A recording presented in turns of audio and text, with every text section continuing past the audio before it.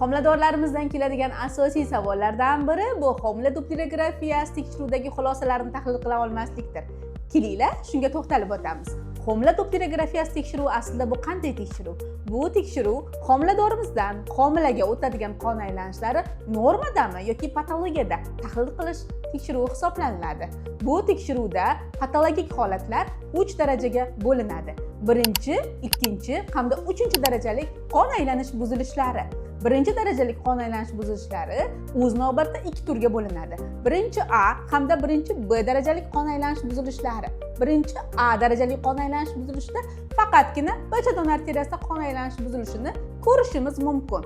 Birinchi B darajali qon aylanish buzilishida esa faqatgina kindik arteriyasida qon aylanish buziladi. Bu ikkala daraja yengil daraja hisoblanadi. Ikkinchi daraja esa o'rta og'ir daraja hisoblanib, bu daraja o'zgarishlarda ham bachadon, ham kindik arteriyalarida qon aylanish buziladi, lekin kritik natijalar ko'rsatilmaydi.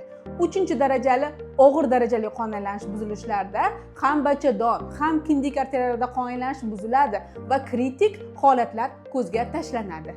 Shunday ekan, xulosa qilib aytganda, homila doplerografiyasi tekshiruvi juda muhim tekshiruv hisoblanadi va har bir 24 haftadan oshgan homiladorlik davrida bu tekshiruvdan o'tish tavsiya qilinadi.